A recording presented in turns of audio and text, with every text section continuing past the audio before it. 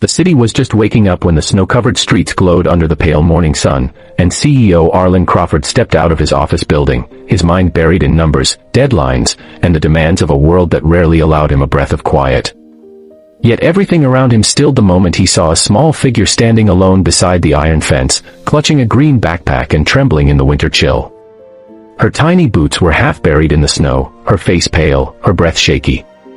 She couldn't have been more than 6.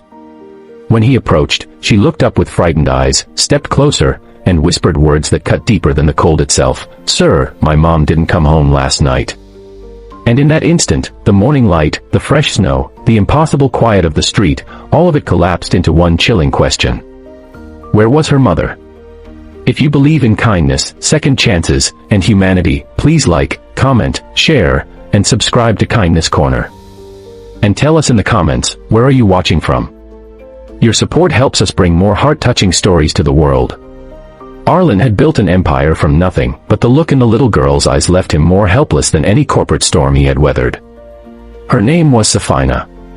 She explained in a soft, breaking voice that her mother, Mara, had been working double shifts at a small bakery near the river. She always returned before sunrise, but not today. Safina had waited, curled up under blankets, listening for footsteps that never came.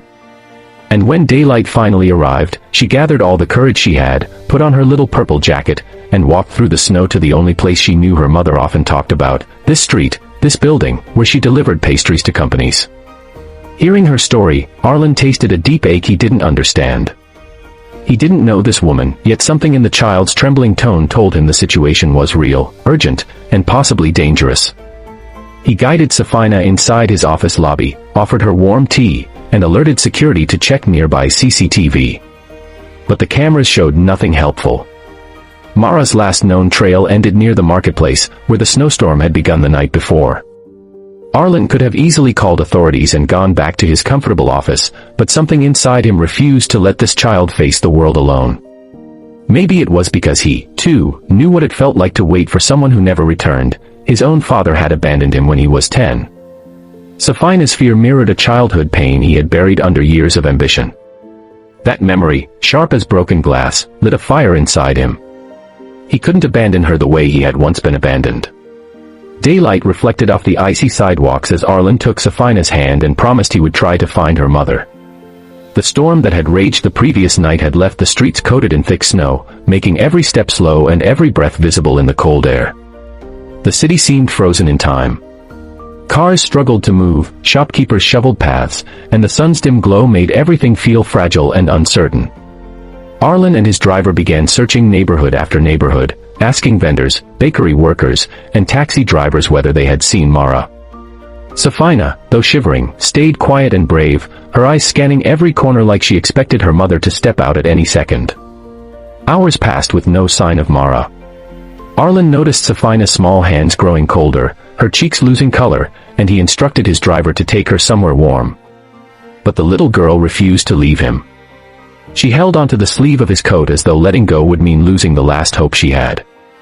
And maybe she was right. Because Arlen wasn't searching as a CEO anymore, he was searching as a man who could not bear the thought of this child's life being shattered. His heart led him deeper into the poorer parts of the city where street cameras didn't reach.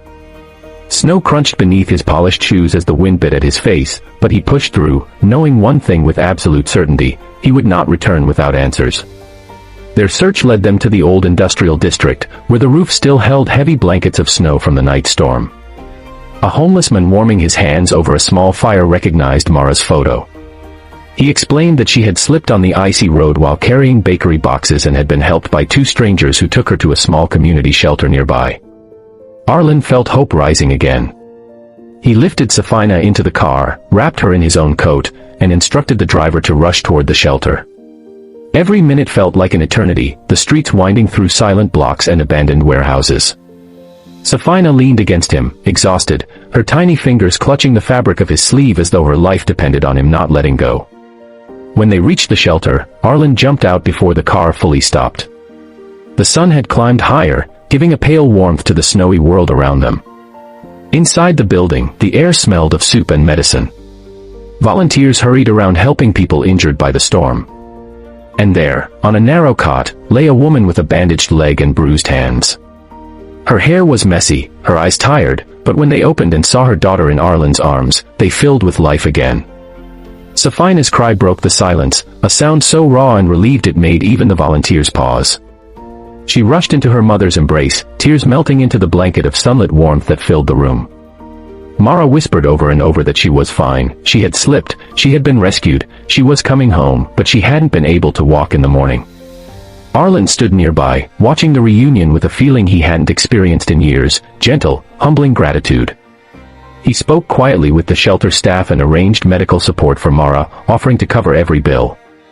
When she tried to protest, he simply said that her daughter's courage had moved him in a way he couldn't explain. Safina, still holding her mother's hand, looked up at him and smiled with a warmth that thawed something frozen deep inside his chest.